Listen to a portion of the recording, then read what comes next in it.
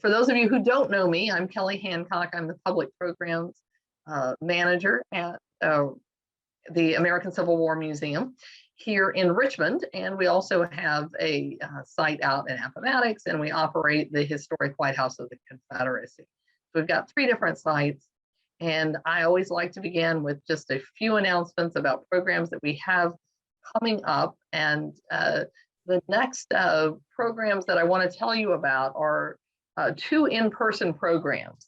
And these programs will take place in Appomattox and Richmond. We are very fortunate to have Dr. Joan Waugh, who will be coming here coming to Appomattox on September 21st for a talk, in-person talk on Ulysses S. Grant, his life and legacy. She'll be doing a little bit of a conversation or talk about Grant, kind of laying some of the groundwork, and then she'll sit down for a conversation with our CEO, Dr. Rob Havers, and they're going to talk about Grant's legacy. So Wednesday at 6 o'clock in person in Appomattox, September 21st. And then the very next night, Dr. Waugh is going to be in Richmond at the American Civil War Museum down at Historic Tredegar at 6 o'clock again. So same time in both places. And she'll be doing that same talk here. And I believe in Appomattox, she'll focus a little bit more on kind of the surrender and what that meant and Grant's role in it than she will be doing here. But she'll be doing those presentations for us. So mark your calendars.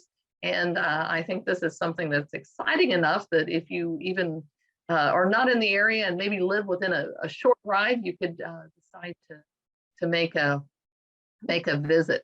Do we put those online?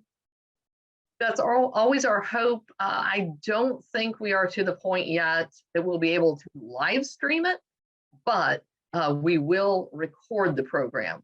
So for those of you who live too far away, you should be able to access the program after the fact.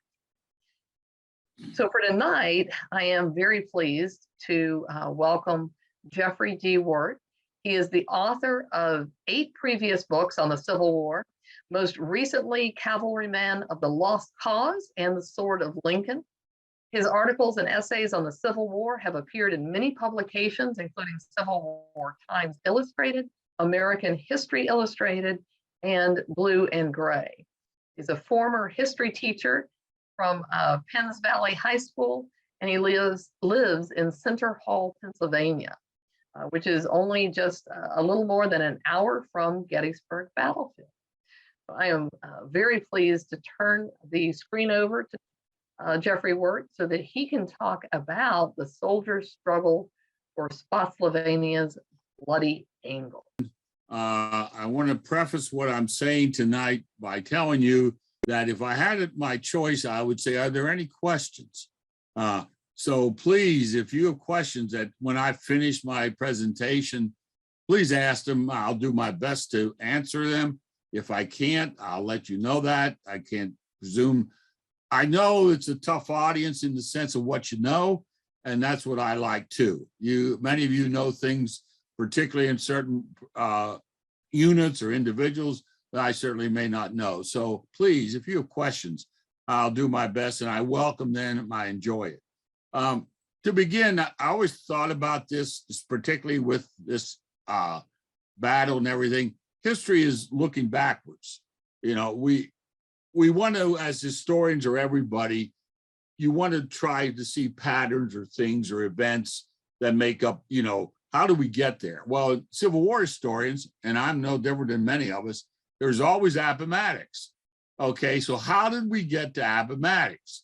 And we look at where's the turning point here, where's the turning point there, where's the critical thing?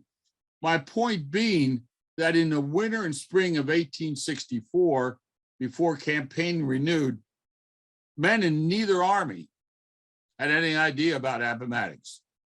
Appomattox to them did not exist unless you came from Appomattox courthouse area. You knew of it, but what Appomattox meant, they had no idea. They didn't know where it was going. They didn't know where things were leading. And the other thing, what they did know in both armies, and they understood the stakes involved, because here in the North was going to be a critical presidential election. There's one thing you must understand with this, and that's why it's so important with that election. At no time from the beginning of the war could the Confederacy achieve a military victory in the war. And by a military victory, I mean a decisive military victory that you would look at and say, oh, they conquered the North, or they did that, or the Army of Northern Virginia is marching down Market Street in Philadelphia. It simply was never going to happen. So what they had to have was a political settlement to the war. And Lee understood that from the time he took command in June of 1862. So as the presidential election looms, and it looms over all the campaigns in 1864, but for the rank and file in both armies, and even particularly, and if you want to look at the focus of that in a sense, the Confederate men in the Army of Northern Virginia, to them, the cause was still alive. And they still believed that ultimately they were going to prevail. And they were welcoming the campaign. Now they understood, they're all veterans, they understood what campaigning meant. And they believed that with Robert E. Lee, and that's very critical, they believed with Lee leading them, they could hope to achieve victory. Northerners in turn, and the members of the Army of Potomac, they felt the same way. They felt that, given the chance, finally, they would lead down to victory. And once Grant came and they assessed him, and they were going to assess this commander who is going to be, go with the Army initially, how he is possibly going to win against clearly the best army of the Confederacy, arguably the best army in the American Civil War, the Army of Northern Virginia. It's interesting. You read their comments, you read diaries and letters. The men were sort of anticipating this struggle between the currently great Union general and, of course, General Lee. Many of the Confederates, if you want to use an analogy, they believed that Grant had found he's moving up to the major leagues now. You were out west, you were fighting somebody, you weren't fighting the Army of Northern Virginia.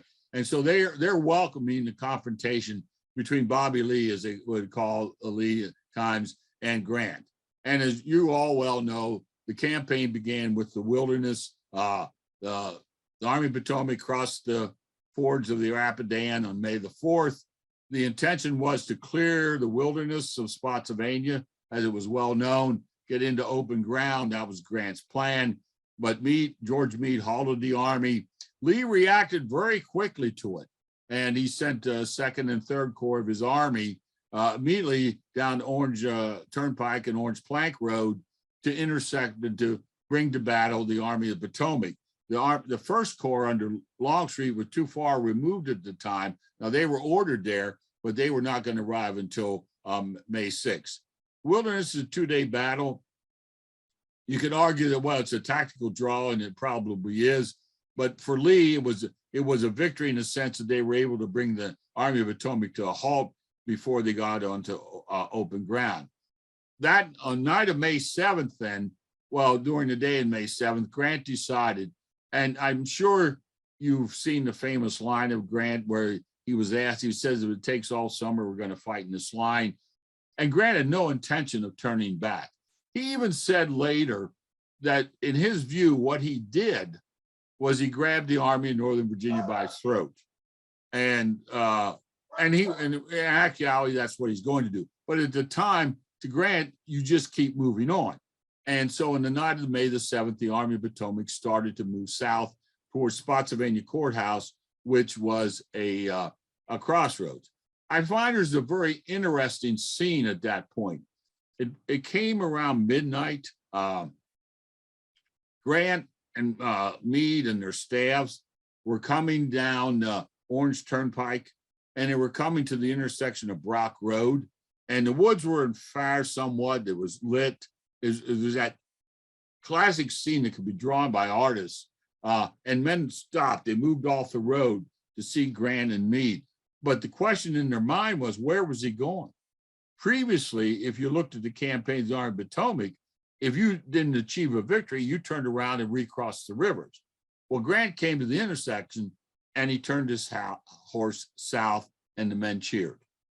They tried to silence it, but they've been waiting a long time for somebody to lead them down that road. And that's why they cheered in the middle of that night, because they understood and they believed that at the end of the road was victory, and more importantly, then they're going home. And that, to the Army of Potomac, was what they wanted to do. They always wanted a fair fight and a fair field. So they head to Spotsylvania Courthouse. It becomes a race. The Confederates, well, the woods weren't fair. Lee had reacted to it. He sent Richard Anderson in charge of the First Corps because James Longstreet was seriously wounded on May 6th by friendly fire. And Anderson kept marching during the night. The First Corps troops literally got to Laurel Hill at Spotsylvania minutes before the Fifth Corps of the Army of Potomac arrived, and they secured that position. Of course, the Army of Potomac, the Fifth Corps, they attacked, but they were repulsed. And as more troops came in, and throughout the day of May the 8th, the armies converged on Spotsylvania Courthouse. At night, the Second Corps of the Army of Northern Virginia, under Richard Ewell, will arrive on the battlefield. Robert Rhodes's division will lead the way, and he will extend the line east and north from behind the First Corps. Following him is the division of Edward Johnson.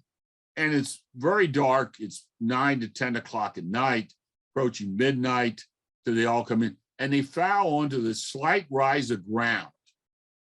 And they know by the terrain in that they are up there. It is a rise.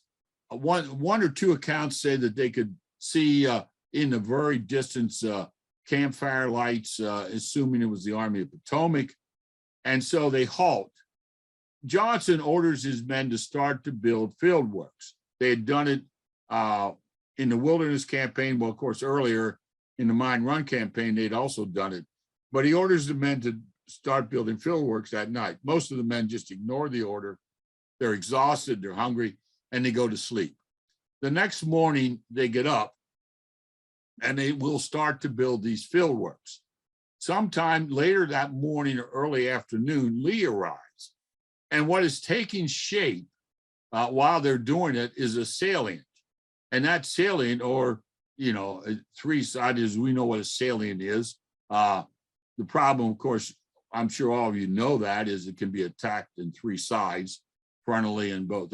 And it's starting to take shape, and it's going to extend along this rise and then down towards the Fredericksburg Road. When Lee arrives, he looks at this position and he said, "This is a terrible position." He realizes the weakness of it immediately. And but Johnson, Richard Ewell, who Ewell had established his headquarters within at the very far end of the salient, south end of the salient at the Edgar Harrison home, he argues that, generally, if we give up this high ground, the Federals will be able to move here, put artillery on this high ground, and sweep our lines. So Lee reluctantly agreed to keeping them there, but he said, what we're going to do then is we are going to bring in the Second Corps artillery batteries, and we are going to put them immediately in position to support the infantry. From the May 9th to May 11th, the Confederates will continue to work in strengthening the breastworks. They ended up, then they cut down trees, the dirt that they dug out. The breastworks were about 4 feet high with logs and dirt. They ended up putting a slot in with a head cover. It was about 6 inches slot where they could fire through. They also dug a trench at the base of the works, and in places they would put steps in and that. Critically to it, however, behind the breastworks, along this, what, lack of a better term, we can call the original works, at the very base of the salient, about a half a mile to the south. Now, I shouldn't mention, I'll mention the McCool. Neil McCool's farm, Woodshaw, was in the very heart of the salient. In fact, when Johnson's men stopped that night of May the 8th, they stopped on the Woodshaw farm. Neil McCool was not home, but he had 3 sisters living with him. and those three sisters were in their house, and they would remain there during the battle. They would build traverses. They are, again, works that are angled to protect the flanks of the original salient. Soldiers said if the part of the salient collapses, you have, otherwise an attacking force could come over those works, and they could, you would be trapped, or you'd be driven back. You wouldn't be, your backs, if they came in on the east side, the defenders on the west side, their backs would be turned to the enemy charging. So they build a series of traverses. There's no, if you go there today, you can see the outlines of the works as far as the mound of dirt that you're probably familiar with if you've ever been to Gettysburg and walked up to Culp's Hill and saw them. There's no evidence left, no trace left of any of the traverses. We don't know how many there were, but they were a considerable number of them. Accounts say that they even put some logs around them, dug a little bit of field works. They were open and they were closed in on three sides. Men called them like a horse stall or something like that. Of course, to the soldiers, the salient had the shape of a horseshoe, or we know more familiarly a mule shoe. And they started to call them that. And the apex of the mule shoe was about 300 yards, a flat apex. There was a west angle, and then there were an east angle where they bent down. In the middle of it, across from that, is extended about a half a mile, 250 acres or so was the extent of it. At the base of it, a reserve line of works were built. And on the eastern side of it, there was a smaller salient build that became known as Dole's Salient, where Brigadier General George Doles of North Carolina. We'll get to that. And behind that, there was a farm lane that left from the Woodshaw farmhouse and extended northwest. And near that farm lane, or just south of it, there was a more modest line of reserve works that were put up. So, but the key works as far as the reserve line went was at the base of the salient, and that would become critical in the fighting. The Federals never really quite knew the extent of the mule shoe. You need to understand that. The Confederates they kept their pickets well out to the front. In fact, they put them along a farm lane, Landrum farm lane, which is there. None of the houses I'm talking about, the Harrison, McCool, the Landrum home, they're all gone. But they're marked where they were, but the Landrum farm lane was clear, and that's where the picket line was. So they were able to keep a reconnaissance of the Federal skirmishers away from it. But Emory Upton, a colonel, brigade commander in the Union 6th Corps, proposed an attack where he could strike the Confederate defenses that they knew were there. They just didn't know the size of them. So he proposed that to his corps commander, which was Horatio Wright, because John Sedgwick had been mortally wounded, or no, he was killed on May the 9th, and Wright took over command of the 6th Corps. Wright extended that up to Army headquarters. It was proposed to Grant, and Grant thought it was a very good idea. Now, what Upton proposed, and he had seen that back in November of 1863 at Rappahannock Station, he said, what I'm going to do, and he asked for 12 regiments, and he's going to stack them in 4 lines, 3 regiments abreast, and it's going to be that column of attack. It's not going to be the linear one we're very familiar with. It's going to be that formation, and it was approved. And as part of his attack, they would, the 2nd Corps Division would support it, but they won't contribute much to it. So the 6th Corps men, they go forward. Upton's attack, he has to cross about 150 yards of open ground. The trail they took and all that's there. You can walk the trail to where, and come out to where they staged the assault force. And ahead of you, you can see what remains of the Mule Shoe. And they struck Dole's salient. The front line was composed of his 3 regiments and his brigade, Maine, New York, and Pennsylvania regiments. They swept in, and the plan was them to break through. The second line would come out and they would go up and down the works, extend the breakthrough. Upton, actually, they overran a Confederate battery. And, but then what happened, of course, is Confederate reserves coming from other parts of the salient, this interior lines, the fighting lasts about an hour though. And finally, Upton's ordered out and his men are driven back out of the salient. And, but that idea, which was broached to, was told to Grant. Grant thought that maybe we could do it on a larger scale.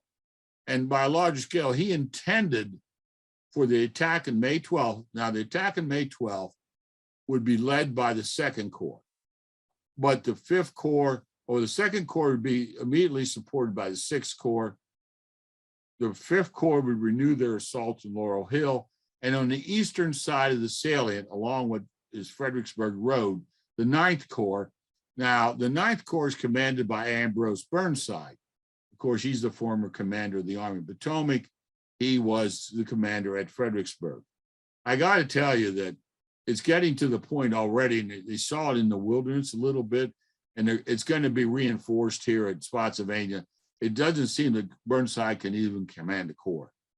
In fact, Grant is so concerned after the wilderness with Burnside's tardy performance and lack of any kind of fire, he sent 2 of his staff officers to Burnside's headquarters on the night of May the 11th to make sure that Burnside understood everything and they were supposed to stick around.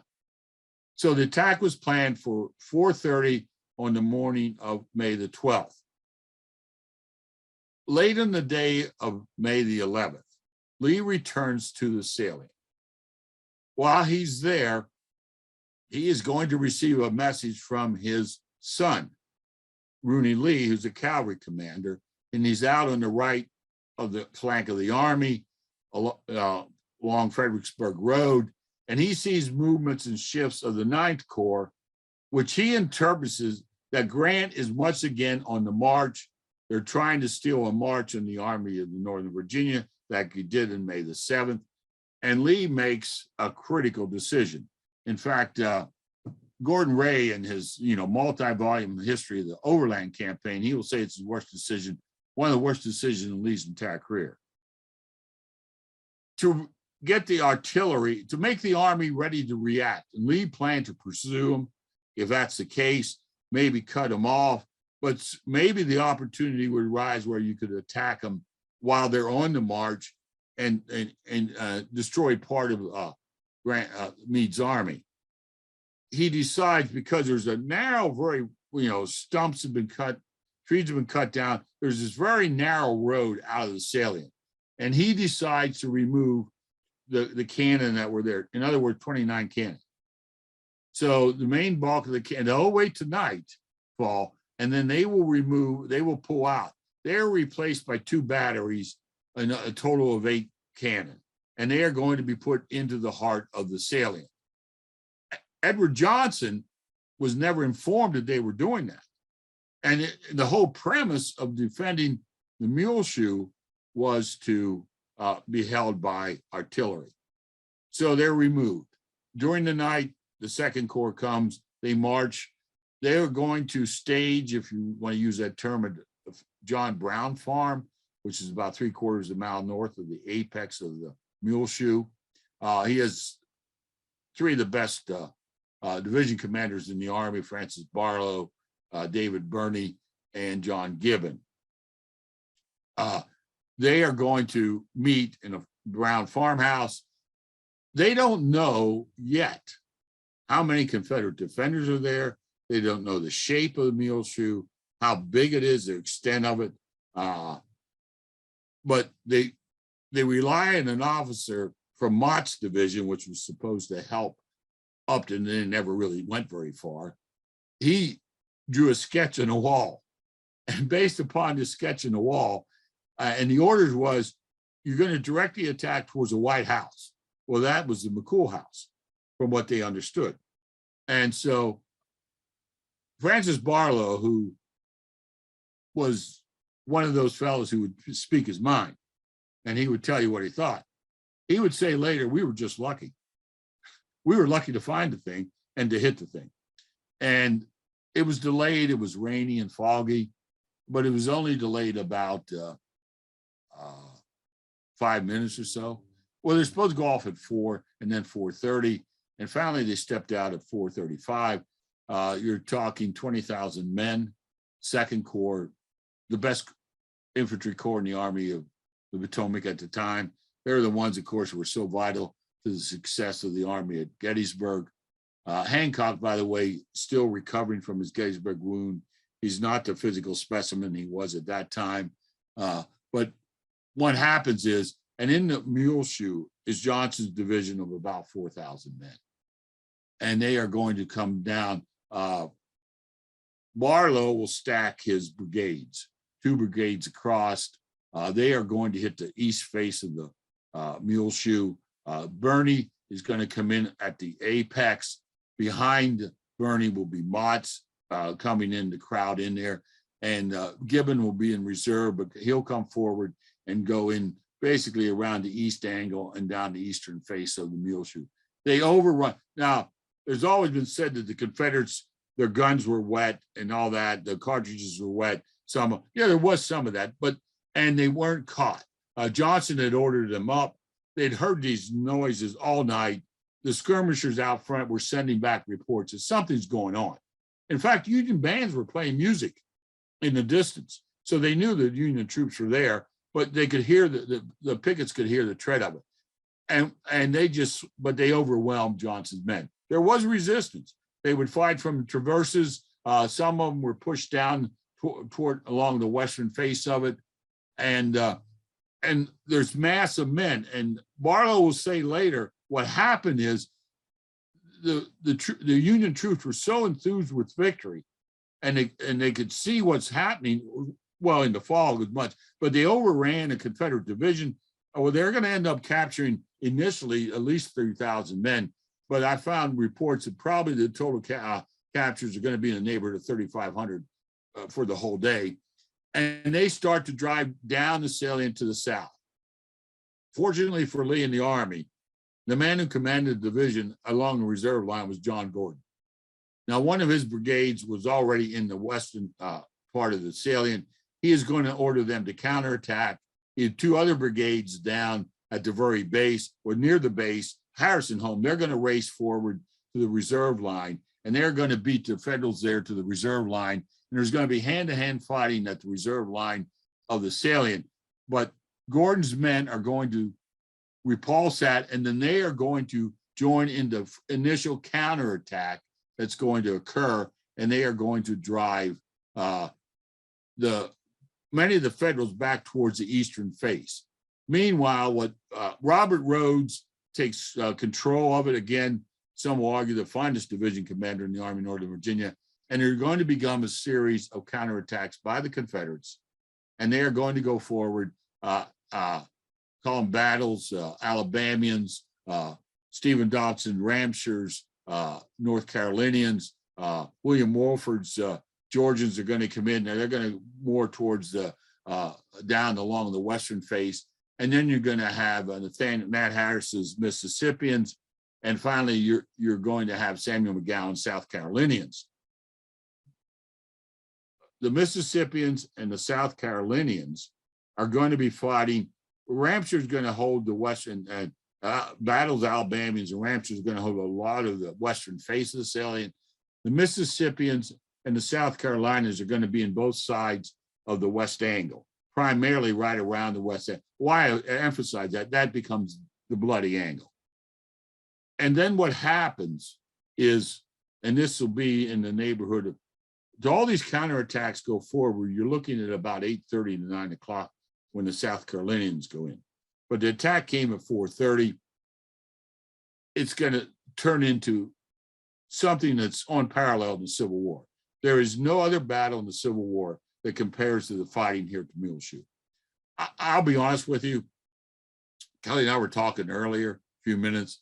You know, when you start to do a book, you know things about it. I've written about the Army of Northern Virginia, written about the Army of Potomac there, and I was stunned at the accounts, the depths of them. It's we're talking rifle length apart. Men are going to thrust bayonets through the breastworks. Men, for reasons of bravery or just they couldn't take it anymore, are going to, and both sides, they're going to leap on the top of the breastworks and they're going to fire down into the faces of the enemy while comrades pass up rifles to them until they're cut down, shot down. There's one that's actually survived, which is amazing, Yankee, and he ends up with the Medal of Honor for it. There's others who get Medal of Honor because of capturing the flags. But this is going to go on without, it does not relent. It is going to go on well into the night. And for the Confederates who are there, they're trapped. One of the best quotes comes from a South Carolinian. He said, it wasn't a matter of risking life. It wasn't a matter of risking death. It was a matter of accepting death. And the rain kept coming down. Thunderstorms rolled in early evening. They had to pull some comrades. As they fall wounded, men would pile up on them. Other wounded or dead. Some nearly drowned. Some did, but most of them were pulled up by the comrades, or they would have drowned. The water was at least in the main trench was at least a foot deep, and the Federals. Some of the Federals even stayed in some of the traverses through the whole fighting. The South Carolinians only captured about 100 yards of the apex. So there's still another 200 yards in that. Interestingly, most of the fury, the fury engulfed the whole thing, but the worst fury was clearly around the west angle, which becomes a bloody angle. I know you're familiar with this. About midnight, a white oak tree, 22 inches in diameter, fell down, injured. It was cut off about 5 feet above the stump of it, and it was cut down between artillery fire and rifle fire. It's in the Smithsonian today. It's a very famous stump of bloody angle map. It was right behind the South Carolinians is where it occurred. And the fighting subsides about midnight. Mule had sent orders down to the brigade commanders. He said, we figure we'll get you out about 6 p.m. I think they must have reacted to that with just mockery. They're not going to start leaving until about 3 a.m. on May the 13th. They're going to pull out quietly. One of them said that you would look at them, you wouldn't even recognize men. You would have thought, some said that they've been to the Mardi Gras, that painted faces. And he said, no, it was blood and dirt on their faces. It wasn't paint. They were completely exhausted. Federals rotated somewhat in and out. 6th Corps joined in the fight. Emory Upton's brigade was in the heart of it again. But they were able, some to pull out but the Confederates had no relief. And meanwhile, and I'll end this with this, as soon as it happened, Lee rides forward. And by the way, John Gordon, Lee wanted to lead his counterattack and Gordon stopped him. And one of the men in the Virginia regiment grabbed Traveler's reins and they turned Traveler around. And Gordon told Lee, we will stop this. And so Lee went to the rear, but he immediately ordered that a new line would be built. And that line was finished about 3 a.m. on May the 13th. So they knew that they could pull out of the salient and abandon it. And that's what they did about that time. Total casualties and by the way, it ended up, figures for Confederates was a wonderful study that was done. So I relied on that on Lee's army in the Overland campaign. There was roughly about 17,000 Confederates involved in the fighting in Mule Shoe and 38,000 Northerners. So in other words, about 55,000 fellow Americans fought there that day. Casualties were 17,500. It's the bloodiest day in the war in the East between July 3rd at Gettysburg and April the 9th at Appomattox in 1865. So, you have any questions? I'll be trying to answer them, or specifically that. I will conclude with saying the fighting prowess of the Army in Northern Virginia, not to take anything away from the Army of Potomac, but their defense of that salient is one of their finest moments in the war, because they had to. Lee's army stood in the possibility of destruction had they not. Well, thank you so much for that. Lots of really great information. And there are a few questions that have come in. So I will start with those. And yes, anybody that has any other questions, feel free to drop those into the chat. The first one is from Nils. He says, how do you think Emory Upton's tactics at Spotsylvania set a precedent for future infantry assaults, both in the Civil War and in World War I? Well, if memory serves me, I'm not very good in World War I, but if memory does serve me what I know, if you look at footage and some of the things I read, they ended up being linear, more spread out. They don't really use it too much at Petersburg. Well, they do in some extent. But I will tell you, Spotsylvania is an indication of how a little bit of change. One of the best commands in the whole war was the Iron Brigade. You're all familiar with them, those damn black hats, as they were called by the Confederates, 2nd, 6th, 7th, and Wisconsin, 19th Indiana, and 24th Michigan. They're ordered to attack Laurel Hill. They start out, they go to ground. They know you cross a line, it's an invisible line that was on that hill. You cross that line, you're probably not coming back. And you're going to see more of that at Petersburg in some extent. So Upton's tactics are, yes, they're adopted here, but I cannot, to be honest with you, I don't know for sure. I think in the early attacks at Petersburg in June, there was somewhat of that formation, and maybe later on, it could have been on April the 2nd, 65. I'm not sure about that, but there was some of, but it was never really adopted. And by the way, of course, you know, Upton ends up becoming this man who writes about military tactics after the war. And he had a passion for war. He did. He had a passion for soldiers, no question about it. And studious, though. I don't mean any negative towards him, but it suited him. There was other men who were suited too. Very interesting. Thank you.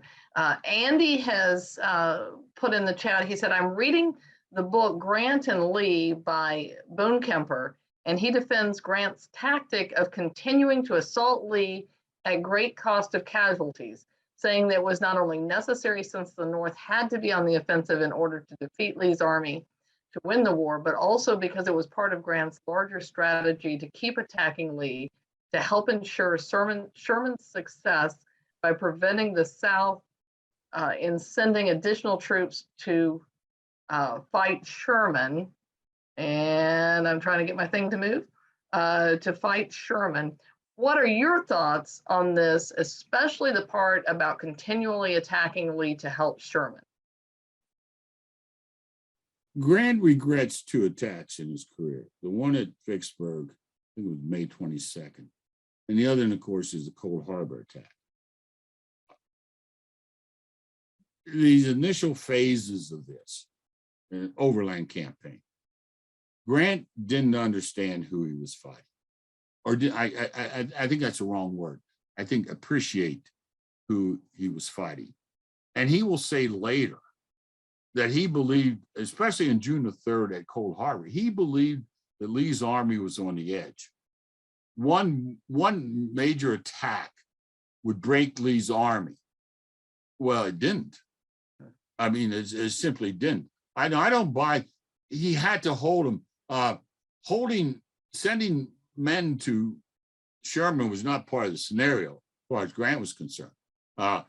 What he does neglect, and finally Lincoln's going to say, no, we can't do this.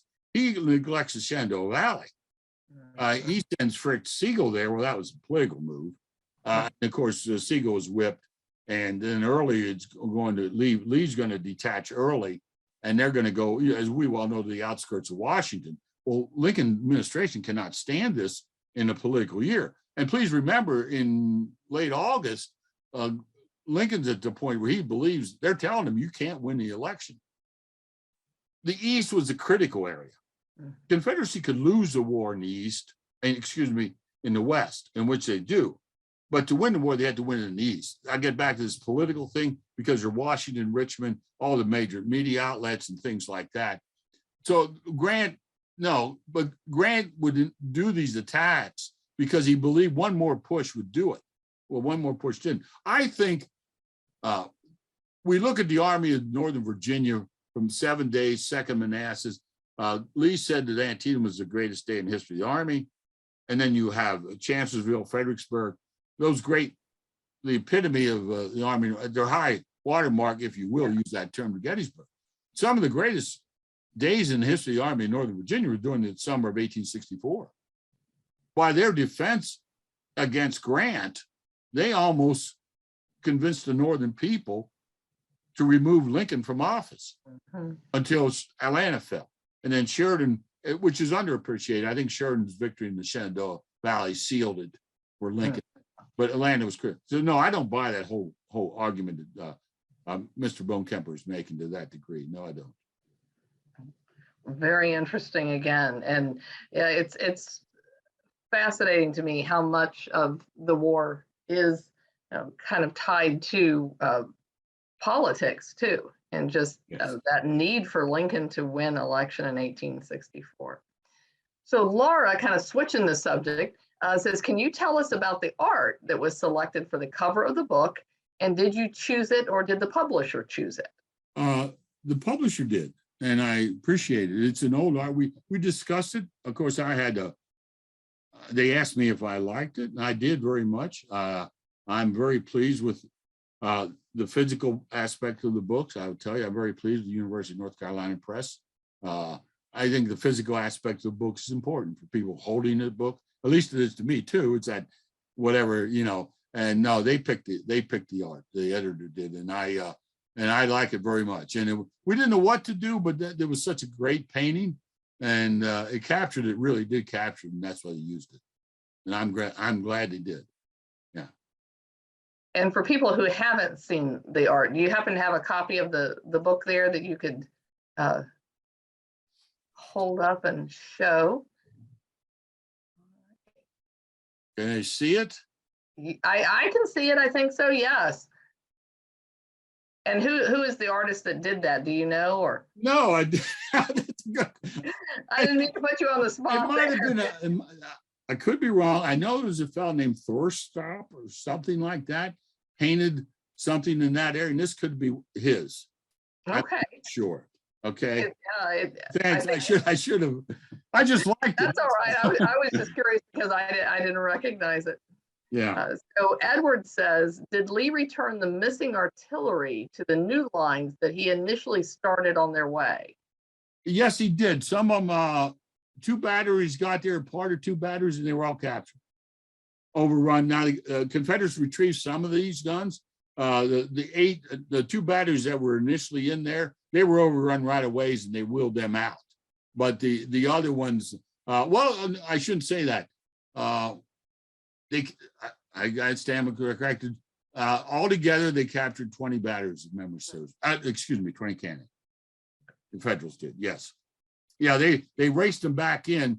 The orders came right away, and they hurried them back, and they just got in time to be captured. Some of them got, a couple crews got a round off. Some of them never had a chance to get a round off. And then there was some others down the other side too. Yeah, I think that's it, 20 cannon, yeah. Okay. And Ian asked, who's viewing from Scotland, he says, may I ask what impact you think Longstreet's wounding on, I think the 6th, had on the immediate assault on Hancock's flank and also on the wider direction of the battle? Well, I think it was critical because the planned assault, and they had found that unfinished railroad, and they were going to do that on May the 6th. Longstreet was going forward. We're talking tactics earlier. What Longstreet did, as soon as they got on the battle, and their argument has always been he's late. Well, he really wasn't. It was a combination of roads, and a guy got it wrong to get there. They marched hard, but in the wooded terrain of the wilderness, he doesn't go into that linear line close. He says form a heavy skirmish line. In other words, put space between the men, and their counterattack will be in that formation. And they're moving forward towards the Rock Road intersection, which was the key to it all. That's when he is shot. but they'd found out later about this, what he's talking about, this, there would have been a flank attack, and that never really got anywhere. And then Lee decided to test it late in the day, and unfortunately, it was all that did was just shed more blood, because the Federals had built up some works there, and they were well supported, and they broke through to a point where the works caught in fire, but it never really had a chance. No, I think it was somewhat like Jackson's Fall, which is roughly, they were a couple miles apart from where Longstreet's wounded in Jackson. I'm not sure exactly. It's not, they weren't that close, but it was close enough, both in the wilderness. Right. And Niels has another question. He says, do you think the savagery of the close quarter fighting at the Bloody Angle in some ways demonstrated the extent of how psychologically brutalized many of the troops had become by May of 1864?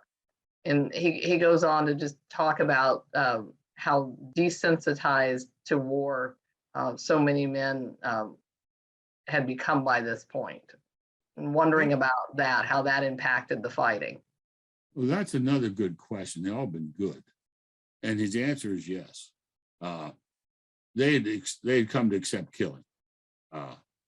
There's no doubt about that. There's still that, and many of them are very religious.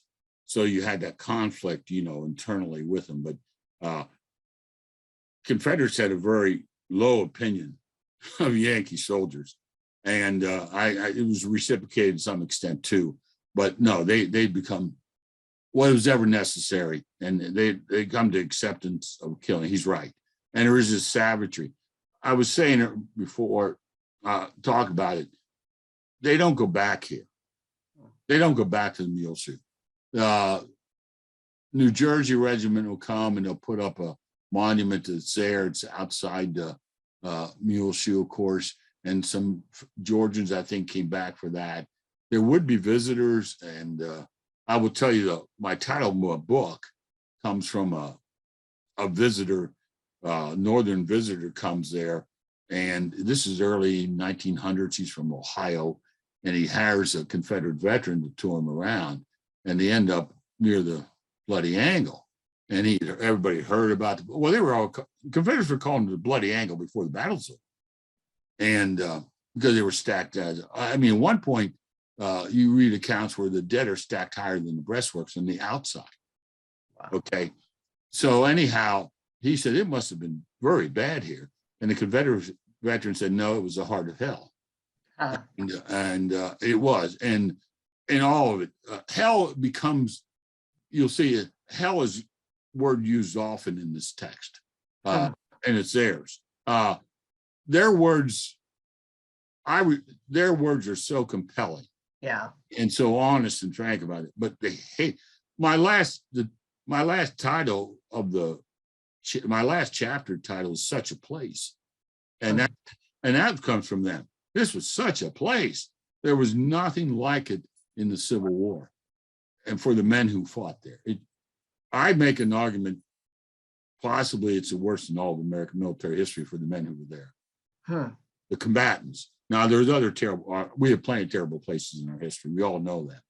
But for the men who were there, there's just nothing like it. When you fight for, let's say 20 hours, you can argue 22, but when you fight for 20 hours, the rifle length apart in many places. And in traverses, you're just across a piece of ground from the enemy. And you have to really dislodge them in hand-to-hand fighting to get them out of there. And you're doing this and doing this and doing this. There's accounts where they literally crawled up that hill, the Confederates did, to try to take it, if you will. So, yeah, very good point. Yeah. Yeah, that really was. And Laura has dropped into the chat the name of the artist, and the artist's name is, and I'm probably going to butcher this, Thur de Thulstrup. Yeah, that's what I thought. Yeah. I probably butchered it too. Laura, I knew he had painted on Spotsylvania, and I guess you don't think about, but I thought that's who it was.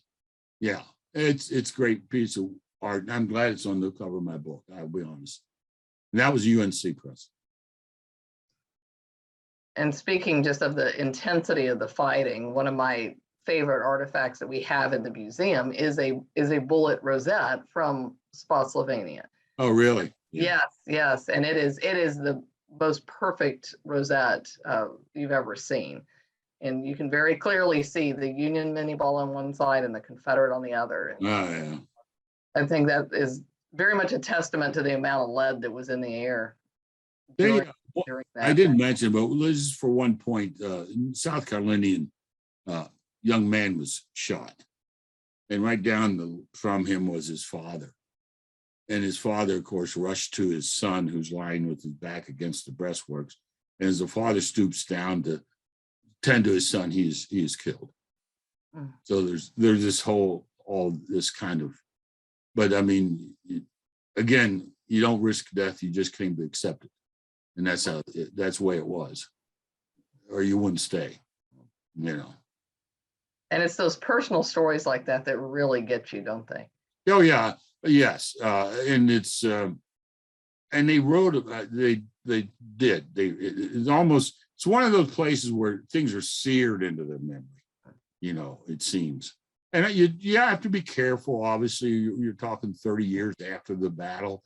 True. Embellish it, you know. I almost single-handedly won Battle of Spotsylvania kind of narratives, you know, and things like that.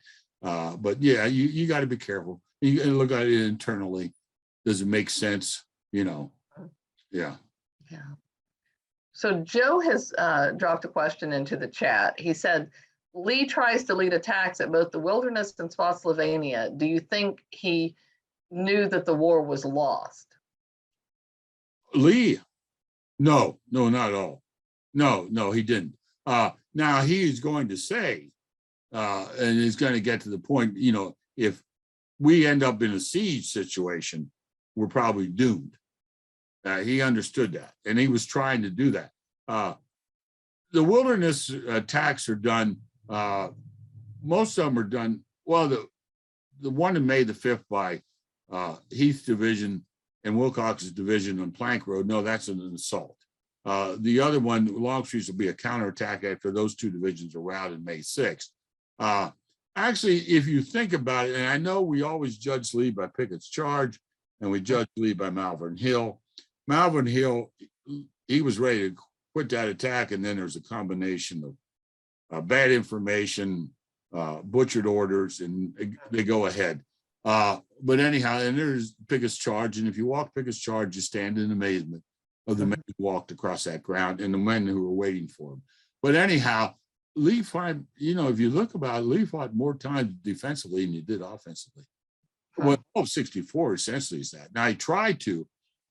That's why that's why he detaches early to the valley. Once Grant, the Union Army crosses the Rapidan River, Grant has his strategic initiative in the east. Well, how does Lee recoup what he had for ever since 7 days? Lee had an initiative. He was dictating the campaigns, if you all remember that. And now Grant has it. And Lee's words are right, because once he got to Petersburg, holding the Army of Northern Virginia's throat, he just choked him to death. However you want to weigh what they did, but that's what he does. It took him 11 months. Yeah. But he trapped him, and he did. He just drained away the strength of I would argue, the best army in the Civil War. Certainly. Well, I think we've got time for one more question. And this one comes from Niels. He said, how would you assess the casualty rate at Spotsylvania by proportion, particularly on the brigade and regimental levels? Well, it ends up a lot of that, you know, because again, they're going to go in piecemeal, except for the initial attack on May the 12th. But if you look at Laurel Hill on May 9th and then May 8th, they don't do much in May 9th, but then May 10th, they do it. And then May 12th, Gouverneur Warren is ordered to attack Laurel Hill, as I said, and it's done by brigades. And he's right. The casualties are going to be this brigade and a regimental level. Well,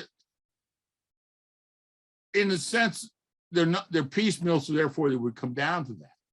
The other thing you got to keep in mind with the Mule Shoe, and I didn't, Barlow addresses that, and I do too.